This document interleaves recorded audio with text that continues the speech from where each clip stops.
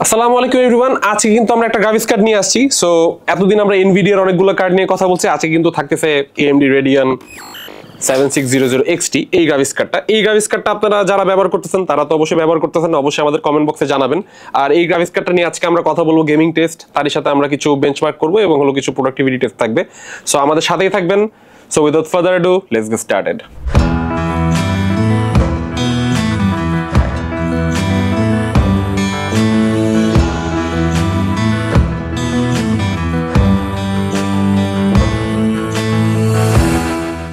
So আজকে আমরা এই গ্রাফিক্স কার্ডটা টেস্ট করার জন্য যেই রিগটা বেছে নিয়েছি সেটা হলো AMD Ryzen 5 7600 প্রসেসর, তার সাথে আপনার 32GB র্যাম আছে। এটা হলো আপনার টিম ডেল্টার, তো এটা হলো 6000 mT/s এর আপনার হলো র্যাম, এবং এর সাথে আমাদের ওয়েস্টার্ন ডিজিটাল 770 হলো আপনার SSD-টা আছে, এবং হলো এই গ্রাফিক্স কার্ডটা তো আছেই। আর এটারে পাওয়ার আপ করার জন্য আপনার আছে Antec-এর Atom B650 ওয়াটের পাওয়ার সাপ্লাই। সো ওই পাওয়ার সাপ্লাই যথেষ্ট স্টেবল ছিল। সো আমরা তো অবশ্যই সম্পূর্ণ বিষয় নিয়ে কথা বলবো।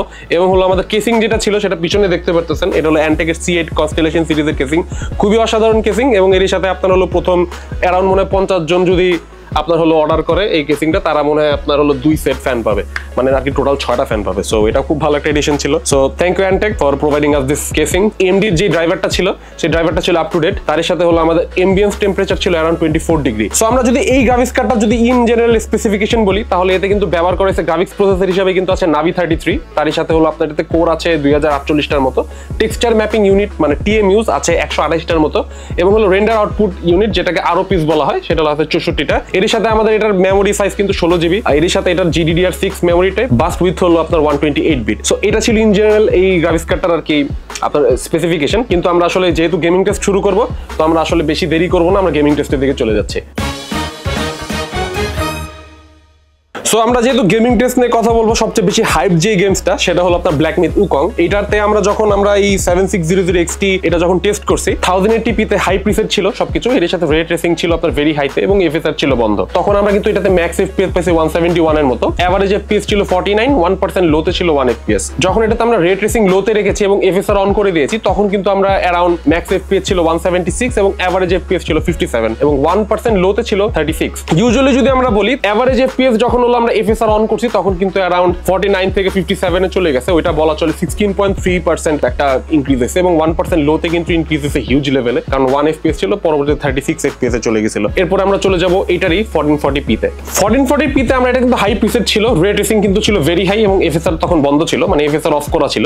তো পরবর্তীতে ওই সময় কিন্তু আমরা ম্যাক্স FPS পাইছি 135, এভারেজ FPS ছিল 36, এবং 1% লোতে ছিল কিন্তু 1 FPS। যখন আমরা হাই প্রিসেটে রে ট্রেসিং লো রেখে FSR অন করে দিছি, তখন কিন্তু আমরা ম্যাক্স FPS পাইছি কিন্তু 142, এভারেজ FPS ছিল 47, এবং 1% লোতে কিন্তু ছিল 29। যদি আমরা এভারেজ FPS এর কথা বলি, তাহলে কিন্তু এখানে FSR অন করার পর 36 থেকে 47 এ চলে গেছে, which is around 30% increased in terms of আপনার পারফরম্যান্স। তার মানে FSR অন করে দেওয়ার পর একটা ভালো লেভেলের ইনক্রিজ ছিল এই গেমস খেলার ক্ষেত্রে। তো যারা আর কি মোটামুটি আপনার 1440p কিংবা 1080p তে ব্ল্যাক মিথ উকং খেলতে যাইতেছেন, তাদের জন্য আসলে একটা স্যাটিসফ্যাক্টরি লেভেলেরই আপনার এই গ্রাফিক্স কার্ডটা পারফরম্যান্স দিবে। এরপরে কিন্তু আমরা চলে যাব আমাদের সেকেন্ড গেমস, যেটা হলো খুবই বেশি, ওটাও হাইপড। ওটা যখন বের হয়েছে তখন সবার মনে করেন আপনার ওইটা নিয়ে কথা ছিল, সেটা হলো Cyberpunk 2077 1080p এবং 1440p তে কিন্তু আমরা টেস্টগুলো রান করেছি। যখন আমরা Cyberpunk রান করলাম তখন কিন্তু আমাদের হাই প্রিসেটে কিন্তু রান করেছি গেমসটা, এর সাথে রে ট্রেসিং অফ ছিল এবং FSR অফ ছিল। তো ওই সময় কিন্তু আমরা ম্যাক্স FPS পাইছি 74 এর মতো, এভারেজ FPS ছিল 56, এবং 1% লোতে ছিল 38 এর মতো। কিন্তু যখন আমরা FSR অন করে দিছি তখন রে ট্রেসিং অফ ছিল, কিন্তু প্রিসেট কিন্তু হাই ছিল, হাই প্রিসেটে ছিল অন্যান্য জায়গায়। তো তখন কিন্তু আমরা কিন্তু ম্যাক্স FPS পাইছি 108, এভারেজ FPS ছিল 86, এবং 1% লোতে ছিল কিন্তু 54। এই হিসাবে যদি আমরা বলি তাহলে পারফরম্যান্স ইমপ্রুভমেন্ট কিন্তু FSR অন করার পর কিন্তু প্রায় অ্যারাউন্ড আপনার 53.6% ইনক্রিজ পাইছি। সো এখানে কিন্তু একটা জিনিস খেয়াল করছেন, FSR কিন্তু আপনার খুব ভালো একটা টেকনোলজি বলা চলে, কারণ FSR কিন্তু আপনার যেমন হলো NVIDIA DLSS, তেমনই কিন্তু আপনার ওটারই কাউন্টারপার্ট বলা চলে AMD-র আপনার হলো FSR। তো FSR আপনার সেম ভাবেই কাজ করে যেটা আপনার NVIDIA DLSS কাজ করে যেভাবে। সো আপনার প্রথমে ওরা কি করে, একটা ছোট ফ্রেম, মানে কথার কথা যদি বলে একটা ছোট ফ্রেম দিয়ে আর কি রেন্ডার করে ওটাকে আপস্কেল করে দেয়। তো এতে করে আপনার পিকচার কোয়ালিটি কিন্তু কমে না, তো তাই বলে আপনার হলো এটারে কি বলে, মানে লো প্রিসেটে গেমস খেলা কিংবা মিডিয়াম প্রিসেটে গেমস খেলার দরকার পড়ে না আসলে ওইভাবে। তো যখন আপনার হাই প্রিসেটে গেমস খেলেন মানে কিন্তু আপনার পারফরম্যান্স কিন্তু ভালো থাকে। আমরা কিন্তু এতক্ষণ 1080p নিয়ে কথা বললাম, কিন্তু এই গেমসটা কিন্তু 1440p তেও কিন্তু আপনার হলো হাই ট্রেসিং এ যখন রে ট্রেসিং অফ ছিল এবং FSR অফ ছিল, তখন কিন্তু আমরা অ্যারাউন্ড ম্যাক্স FPS পাইছি 60, which is good। এর সাথে এভারেজ FPS ছিল 48 এবং 1% লো ছিল আপনার 28। তখনই হলো আমরা যখন FSR টা অন করলাম, FSR অন করার পর কিন্তু আমাদের ম্যাক্স FPS ছিল 92, অ্যাভারেজ এফপিএস হয়ে গেছে 77 এবং 1% লোতে কিন্তু ছিল 45। এই ক্ষেত্রে যদি আমরা বলি অ্যাভারেজ এফপিএস এর ক্ষেত্রে কিন্তু আপনার অ্যারাউন্ড 60% কিন্তু ইনক্রিজ হয়েছে, যেটা হলো আমরা এটার 1080p এর ক্ষেত্রেও কিন্তু খেয়াল করছে, এটাও কিন্তু ইনক্রিজ হয়েছিল। এই গ্রাফিক্স কার্ডটার অ্যারাউন্ড যে প্রাইস আছে আপনার হলো যদি 1 লাখ টাকার আশেপাশে হয় তাহলে আপনারা 7500F AMD Ryzen 7500F এর সাথে এটা দিয়ে যদি বিল্ড করেন অ্যারাউন্ড 1 লাখ টাকা বা 1,05,000 টাকার আশেপাশে একটা ভালো মানের একটা গেমিং বিল্ড আপনারা করতে পারেন। সো খুবই ভালো একটা এডিশন বলা চলে এই গ্রাফিক্স কার্ডটা, কিন্তু এর থেকেও ভালো বলা আছে এটার কাউন্টার পার্ট যেটা আছে 4060, ওটা আপনারা দেখতে পারেন, ওইটার রিভিউ হয়তো সামনে আসতেছে। আর আমাদের কিন্তু অন্যান্য যে রিভিউগুলো আছে সেগুলো কিন্তু দেখতে পারেন, আমাদের এখন উপরে আমরা দিয়ে দিচ্ছি। এতক্ষণ যে দুইটা গেমস নিয়ে কথা বললাম, এই দুইটা গেমস কিন্তু খুবই ডিমান্ডিং, কিন্তু এখন আমরা যেই গেমসটা নিয়ে কথা বলবো এটা আসলে খুবই optimised for all swords of card. So এটা হলো Forza Horizon 5। এটাতে আমরা এক্সট্রিম আলট্রা প্রিসেটে যখন হলো 1080p তে রান করছি তখন কিন্তু আমাদের ম্যাক্স এফপিএস ছিল 211 এর মতো, এভারেজ এফপিএস ছিল 93 এবং 1% লোতে ছিল 60। যখন আমরা 1440p তে এটা রান করছি তখন কিন্তু আমাদের ম্যাক্স এফপিএস ছিল 195, এভারেজ এফপিএস ছিল 75 এবং 1% লোতে ছিল 48। যারা খুব বেশি রেসিং গেম পছন্দ করেন, যারা Forza Horizon 5 এর মনে করেন বিভিন্ন জায়গায় ঘুরে আসেন, যাদের ভিজুয়াল খুব ভালো দরকার, এই গ্রাফিক্স কার্ডটা কিন্তু যেহেতু আলট্রা এক্সট্রিম আলট্রা পিসেটে খেলতেছেন, সো খুবই ভালো ভিজুয়াল দেয়। সো এই গ্রাফিক্স কার্ডটা কিন্তু এই ক্ষেত্রে কিন্তু খুব ভালো পারফরম্যান্স দেখাইছে। সো আমরা এখন বেশি দেরি করব না, আমরা চলে যাব এখন ফোর্থ গেমে, যেটা হলো গডফল। সো গডফলে আমরা এপিক সেটিংস এর রে ট্রেসিং ছিল কোয়ালিটিতে, তো 1080p তে আমরা প্রথমে যখন এফএসআর অফ করা ছিল তখন কিন্তু আমরা ম্যাক্স এফপিএস পেয়েছি 155 এর মতো, এভারেজ এফপিএস ছিল 112 এবং হলো 1% লোতে ছিল 63। তো যখন আমরা এফএসআর অন করছি, এফএসআর অন করার পর কিন্তু একটা ভালো লেভেলের একটা ইনক্রিজ হয়েছে পারফরম্যান্সে ইউজুয়ালি। সো এফএসআর এ যখন হলো ম্যাক্স এফপিএস ছিল তখন 235 এর মতো পাইছি, এভারেজ এফপিএস ছিল হলো 116 এবং 1% লোতে একই ছিল 63। তো এফএসআর অন করার পর আমরা কিন্তু এভারেজ এফপিএস এর দিকে কিন্তু প্রায় 3.6% একটা ইনক্রিজ পাইছি, আর লো এফপিএস কিন্তু আপনার সেমই ছিল ফর সাম রিজন। কিন্তু এই ক্ষেত্রে এই গেমসটা এমনি ভালো একটা পারফরম্যান্স দিছে। সো এফএসআর অন করার পর হালকা একটু 3.6%, এটা খুব না বললেই চলে। তো এখন আমরা চলে যাব হলো RDR2।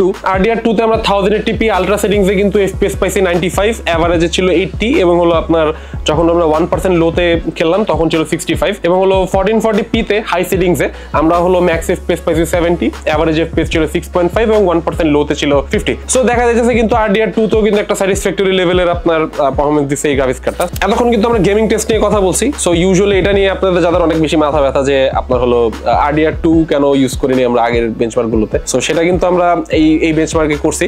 আমরা আসলে এই গেমসগুলো আমাদেরকে আসলে স্পন্সর করছে MSI। সো MSI কে খুবই ধন্যবাদ। গডফলটা করে নাই, গডফলটা আমাদের ছিল, তো বাকিগুলো আসলে MSI থ্যাংক ইউ আমাদেরকে স্পন্সর করার জন্য। তো আমরা আসলে এতক্ষণ যেহেতু কথা বললাম গেমিং বেঞ্চমার্ক নিয়ে, গেমিং টেস্ট নিয়ে, সরি বেঞ্চমার্ক না টেস্ট, তো এখন আমরা যাবো কিন্তু সিনথেটিক বেঞ্চমার্কে। তো সিনথেটিক বেঞ্চমার্কে আমরা সর্বপ্রথম যেটা করছি সেটা হলো 3D মার্কের স্টিল নোম্যাড। এটা হলো আপনার যত রকমের আপনার ডিরেক্টেক্স 12 টাইটেলগুলো আছে সেটার আপনি কিরকম পারফরমেন্স পাবেন সেটার আপনার হলো স্কোর একটা। তো এই স্কোরটা আমাদের এই 7600 XT তে ছিল হলো 2365 এবং টাইম স্পাইতে ছিল 11029। এরপর আমরা চলে যাবো কিন্তু সেকেন্ড যেই আপনার বেঞ্চমার্কটা আছে সেটা হলো ইউনি ইঞ্জিন সুপার পজিশন। এটা আমরা 1080p তে আমরা বোথ ডিরেক্টেক্স এবং হলো OpenCL এ আপনার স্কোর পাইছি 6232 এবং হলো 6125 এর মতো। সো এখানে আপনারা বুঝতে পারতেছেন এটার যেই মানে খুবই স্ট্রং পারফরম্যান্স আপনার ইনশিওর করে যদি আপনি ট্রেডিশনাল যে রেস্টারাইজড ওয়ার্কলোড আছে সেগুলোর ক্ষেত্রে। সো এটা খুবই ভালো একটা স্কোর। এর সাথে আমরা যখন ব্লেন্ডার বেঞ্চমার্কে গেছি, তো ব্লেন্ডার বেঞ্চমার্কে হলো আপনার পাইছি হলো 1277.06। এটাও খুব ভালো একটা স্কোর বলা চলে যারা হলো 3D মডেলিং এবং রেন্ডারিং নিয়ে কাজ করেন তাদের জন্য। এরপরে যেই বেঞ্চমার্কটা আমরা রান করেছি সেটা হলো Geekbench 6। Geekbench 6 এ আমরা কিন্তু স্কোর পাইছি হলো অ্যারাউন্ড OpenCL এ কিন্তু পাইছি হলো 91566 এবং হলো আপনার ভালকানে কিন্তু পাইছি হলো 86075। এটা দিয়ে আপনারা বুঝতে পারবেন আসলে আপনার জিপিইউ রিলেটেড যে অ্যাক্সেলারেটেড টাস্কগুলো আছে সেটার কিন্তু আপনার এটা একটা বেঞ্চমার্ক বলা চলে। সো এতক্ষণ কিন্তু আমরা কথা বলছি গেমিং বেঞ্চমার্ক, সিনথেটিক বেঞ্চমার্ক, তো অন্যান্য বিষয় নিয়ে। তো এখন হলো যেই বিষয়টা সেটা হলো এটা টিডিপি এবং পাওয়ার কনজাম্পশন।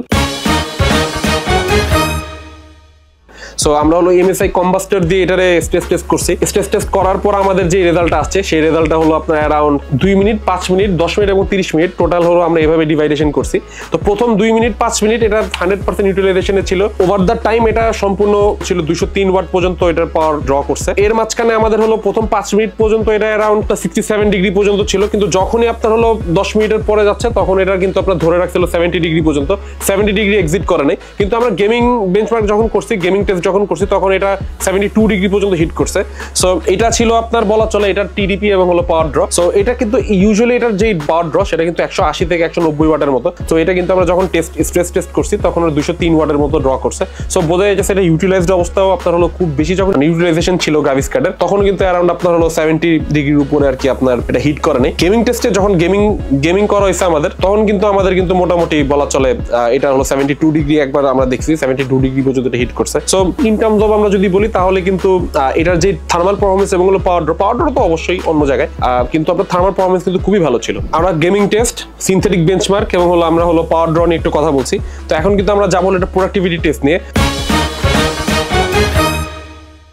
তো প্রোডাক্টিভিটি টেস্টে কিন্তু আমরা দাভিঞ্চি রিজলভ এবং হলো প্রিমিয়ার প্রোতে আমরা হলো ভিডিও রেন্ডার করছি। তো ভিডিও রেন্ডার করার পর আমাদের হলো দাভিঞ্চি রিজলভে 30 মিনিটের একটা ভিডিও কিন্তু আপনার জিপিইউ অ্যাক্সেলারেশন দেওয়ার পর আপনার হলো কিন্তু 3 মিনিটস 42 সেকেন্ডস লাগছে রেন্ডার হইতে। প্রিমিয়ার প্রোতে 10 মিনিটের ভিডিওটা ওটার আপনার রেন্ডার টাইম লাগছে 1 মিনিট 55 সেকেন্ডের মতো। সো এটাও আপনার জিপিইউ অ্যাক্সেলারেশন অন ছিল। তো এখন এখানে খেয়াল করতে পারতেছেন যে এটাও কিন্তু আপনার মোটামুটি যারা এডিটিং রিগ নিতে যাচ্ছেন তাদের জন্য আসলে খুব ভালো। কিন্তু আমি হাইলি পার্সোনাল লেভেল থেকে মনে করি যারা হলো আপনার যদি আপনাদের মনে হয় যে আপনাদের প্রোডাক্টিভিটি খুব বেশি দরকার গেমিং এর তুলনায় তাহলে কিন্তু আপনারা এনভিডিআর কার্ড গুলো দেখতে পারেন। CUDA support is a good way to go. তো আর যদি আপনারা মনে করেন না আমাদের মোটামুটি চলবে ওই আমাদের হলো 10% 20% বা এরকম আমাদের ওইরকম মাথা ব্যথা নাই কিন্তু আমাদের গেমিংটাই আমাদের মেইন প্রায়োরিটি, তারা কিন্তু এমডির কার্ড গুলো নিতে পারেন। এখন মেইন কথা হলো এই গ্রাফিক্স কার্ডটা কাদের জন্য? এই গ্রাফিক্স কার্ডটা হলো যাদের বাজেট অ্যারাউন্ড 1 লাখ টাকার আশেপাশে একটা গেমিং গ্রেড কম্পোনেন্ট দিয়ে আপনারা পিসি বিল্ড করতে যাচ্ছেন। ও বাই দ্য ওয়ে আমাদের গেমিং গ্রেড কম্পোনেন্ট দিয়ে যদি পিসি বিল্ড করেন তাহলে চলে যেতে পারেন রিগ হাউসে। রিগ হাউস কিন্তু আপনার সব ধরনের গেমিং গ্রেড কম্পোনেন্ট একবার 6 লাখ থাকে, অথবা আমাদের কল করতে পারেন 16793 নম্বরে। আমাদের কিন্তু নতুন একটা ব্রাঞ্চ আসতেছে, সেটা হলো চলে আসছে, শুরু হয়ে গেছে 9 তারিখে না ভাই, 9 তারিখে। সো ময়মনসিংহ ব্রাঞ্চও কিন্তু ওপেন হয়েছে। তো ময়মনসিংহ ব্রাঞ্চ আপনারা যে দেখতে পারেন, আমরা হয়তো খুব শীঘ্রই যাব, হয়তো পারে এই ভিডিওর আগেও যেতে পারি, পরেও যেতে পারি। যদি দেখেন যে পরে গেছি তাহলে তো দেখতেই পারবেন। এখন আমরা ঠিক আছে, আমরা ফিরে আসি আসলে এই গ্রাফিক্স কার্ডটা কাদের জন্য। সো যাদের বাজেট হলো 1 লাখ টাকার মতো, তারা এই পিসি যদি বিল্ড করতে চান তারা এই গ্রাফিক্স কার্ডটা দেখতে পারেন। আর কারো যদি মনে হয় জাস্ট হলো গেমিংটাই আমার দরকার এই বাজেটে, তাহলে এই গ্রাফিক্স কার্ডটা is a good way to go. 16 GB VRAM, এর সাথে হলো আপনার ভালো লেভেলের আপনার সফটওয়্যার সাপোর্ট এবং হলো আপনার AMD FSR। আর যদি আপনাদের প্রোডাক্টিভিটি যদি অনেক বেশি মাথা ব্যথা থাকে তাহলে এনভিডিআর কার্ডগুলো খুবই ভালো, এনভিডিআর কার্ডগুলো দেখতে পারেন। কিন্তু এটা একবারে মনে করেন প্রোডাক্টিভিটির জন্য একবারে ফালায় দেওয়ার মতো না, কিন্তু কেউ যদি মেশিন লার্নিং AI নিয়ে কাজ করেন তাদের জন্য আসলে এনভিডিআর কার্ডগুলো যেটা 12 জিবি VRAM আপ, সেগুলো দেখতে পারেন। সো এটার সাথে সুইটেবল যদি আমরা প্রসেসর বলি তাহলে হলো আপনার 7500F আছে, 12 জেনারেশনের ইন্টেল 12400 12500 এটা দিয়ে পেয়ার আপ করতে পারেন। এটার অল্টারনেটিভ যদি কোনো গ্রাফিক্স কার্ড নিতে চান, এটার বাজেটের থেকে কম বাজেট একটা আছে ইন্টেলের আর্ক A770, ওটাও গেমিং করার ক্ষেত্রে কিন্তু খুব ভালো একটা অপটিমাইজেশন দিচ্ছে, কিন্তু ওটারও একটু প্রবলেম আছে সফটওয়্যার রিলেটেড।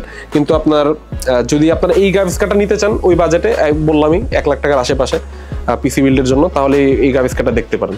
সো আজকে আর বেশি কথা বাড়াবো না। তো পরবর্তীতে যদি আপনাদের কোনো ফিডব্যাক থাকে, যদি অন্য কোনো কিছু নিয়ে কথা বলার থাকে, তাহলে অবশ্যই আমাদেরকে কমেন্ট বক্সে জানাবেন। যেমন একজন কমেন্ট করছিল RDR2 আমরা কেন বেঞ্চমার্ক করি না, সো করলাম। পরবর্তীতে এরকমও যদি আরো কোনো গেমস যদি আপনাদের মনে হয় না বেঞ্চমার্ক করা উচিত গ্রাফিক্স কার্ডের সাথে, সেগুলোও বলবেন, বা আমাদের যদি কোনো কিছু অ্যাড করতে হয় সেটাও বলবেন। সো আপনাদের ফিডব্যাকের উপর বেস করে কিন্তু আসলে আমরা কন্টেন্টগুলো এরপরে সামনে নিয়ে আসবো। আর যদি আপনাদের যদি মনে হয় আরো কোনো কিছু আমাদের করা উচিত বা আমাদের আরো কিছু আপডেট করা উচিত, সেটাও বলবেন। সো আসলে বেশি দূর কথা বাড়াবো না, অবশ্যই স্ট্র্যাটেগের সাথে থাকবেন এবং হয়তো পরবর্তীতে দেখা হবে হলো রাজশাহী ব্রাঞ্চে, না সরি ময়মনসিংহ ব্রাঞ্চে। সো টিল দেন, আল্লাহ হাফেজ।